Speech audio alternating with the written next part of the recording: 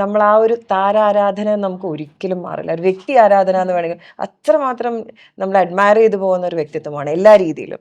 So അതൊന്നും കേറിയിട്ട് ഒരിക്കലും തന്നെയല്ലേ പോവില്ല. പറഞ്ഞത്, എന്റെ ആത്മാവാണ്, എന്റെ ജീവശ്വാസമാണ് സിനിമ എന്നല്ലേ പറഞ്ഞത്. സിനിമയും not only cinema, yes. Art. ഇപ്പൊ ഡാൻസിനെയൊക്കെ ആണെങ്കിലും അത്ര ഇപ്പൊ അദ്ദേഹത്തിന് ഇപ്പൊ അതൊന്നും പറഞ്ഞു തരേണ്ട. ഇത് മാത്രം ഇതിനു മുമ്പുള്ള പ്രൊഡക്ഷനൊക്കെ 1 മണിക്കൂറൊക്കെ ടി.കെ. രാജകുമാർ സാറും ഞാനും ചെയ്തൊരു പ്രൊഡക്ഷൻ. അദ്ദേഹം ഇരുന്ന് രാവിലെ 3 മണിക്ക് വെളുപ്പിന് വന്ന് ഒരു 1.5 മണിക്കൂർ ഡബ് ചെയ്തൊക്കെ തന്നു പോവാ. ഒന്നും നമുക്കൊന്നും ലാലേട്ടന് നമുക്ക് എന്താ കൊടുക്കാൻ പറ്റുക? നമുക്ക് ആ ഒരു സ്നേഹം മാത്രമല്ലാതെ ലാലേട്ടന് നമുക്ക് ഒന്നും കൊടുക്കാൻ പറ്റില്ല.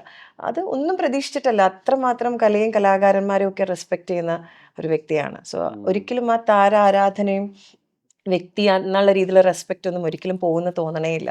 എനിക്ക് മാത്രമല്ല ഒരു മലയാളികൾക്കും. Nice, nice, nice.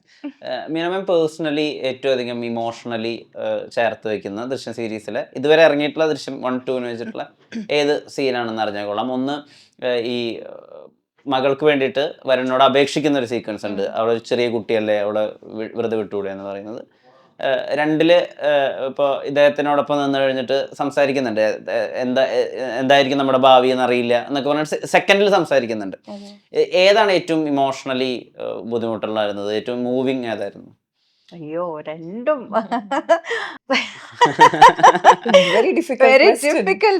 Difficult to choose. രണ്ടും വളരെ ഇമ്പോർട്ടൻറ്റ് ആൻഡ് വെരി ഇമോഷണൽ സീനാണ്. ദൃശ്യം 1 അതാണ് നിങ്ങൾ പറഞ്ഞതുപോലെ, അതാണ്. ബിക്കോസ് എന്തായാലും മോളല്ലേ, മോളുടെ ഭാവി, മോളുടെ ലൈഫ്, മോളുടെ അത് അത് അത് ഓർത്തിട്ട് ചെറുപ്പക്കാരനായാലും അതെ, അതെ, അതെ, ഇറ്റ്സ് ഓക്കെ, പ്ലീസ് എൻ്റെ മോളെ വിട്, പ്ലീസ് അങ്ങനെ ചോദിക്കുന്ന ആ scene, it's a very very emotional scene.